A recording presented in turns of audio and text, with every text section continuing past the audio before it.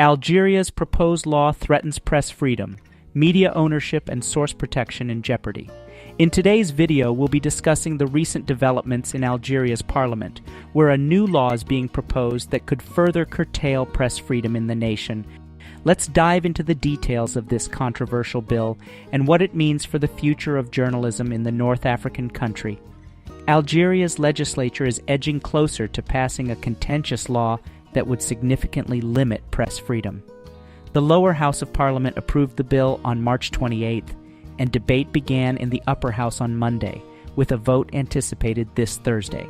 If enacted, this law would prohibit Algerian media organizations from accepting financial support or any direct and indirect material aid from foreign sources, making them subject to criminal prosecution and fines up to $15,000.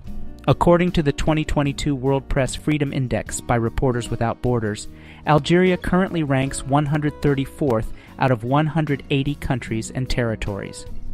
While the proposed legislation acknowledges that professional secrecy is a right, it also stipulates that journalists must disclose their sources if ordered by a judge.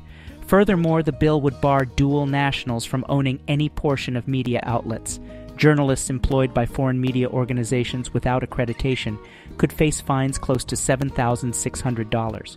Critics, including some senators, argue that this is inconsistent with Algeria's policy allowing dual nationals to vote or invest in the country, but not in the media. Upper House Speaker has noted that the devil is in the details, which remain unclear due to the absence of accompanying legal documents. This development follows the recent sentencing of a renowned journalist to 3 years in prison for foreign financing of his business, a verdict condemned by human rights organizations.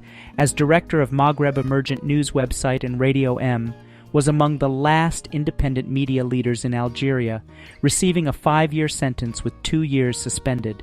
16 prominent international media figures, including Russian Nobel Peace Prize winner and journalist Dmitry Muratov, have called for El-Kadi's release and for Algeria to lift its unacceptable restrictions on his media outlets.